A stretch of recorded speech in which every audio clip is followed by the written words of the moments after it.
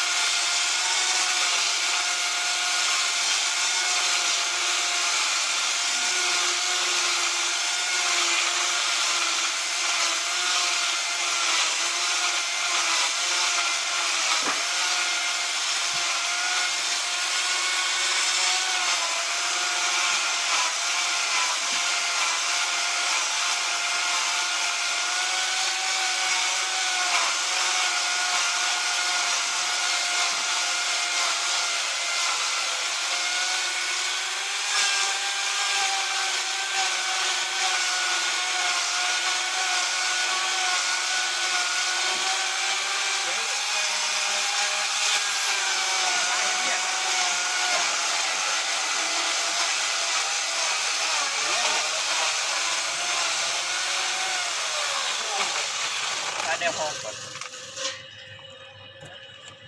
มาเชียวไปเลยจะหลุดตัวนี้ไอ้ปาดเดียนจะใช้ว่านี่ครับจะใช้ว่านี่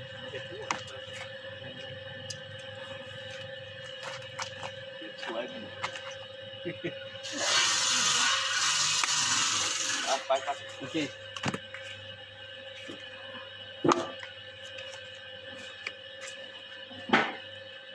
ขีดินแล้ว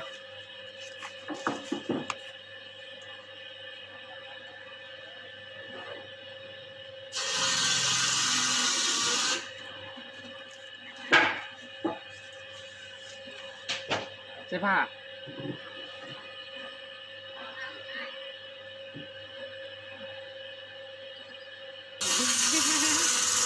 จะถ่ายไปเลย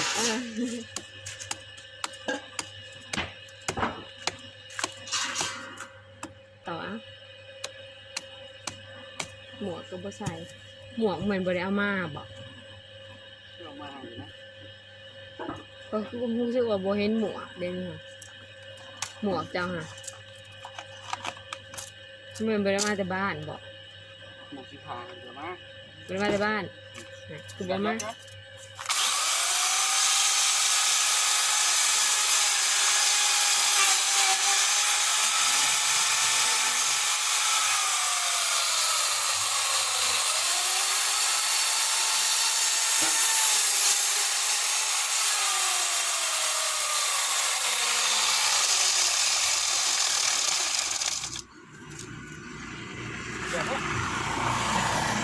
เดี๋ยวแค่อย่างแรกก็ยังว่าอยู่มันแดด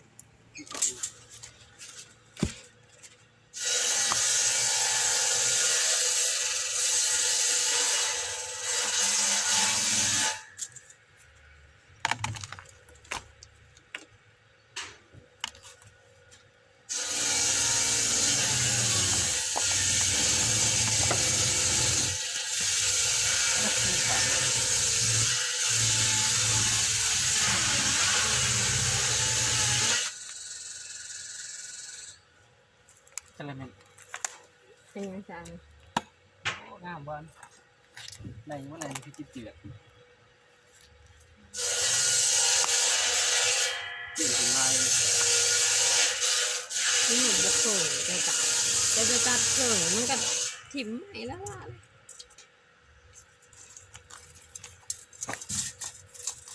ก็เรียกว่า10 บาทอัน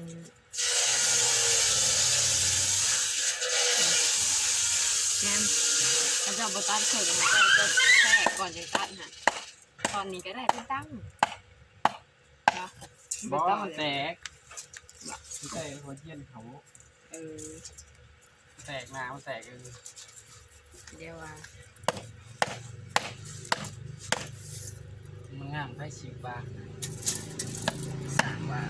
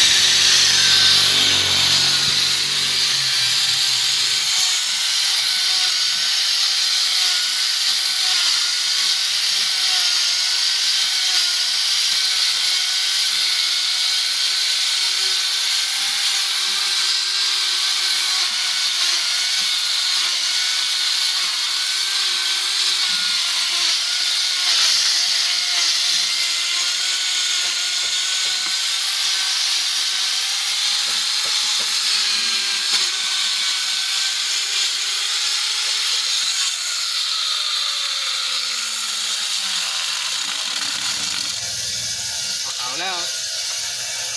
มาดีแหละ ขันทุนก็เป็น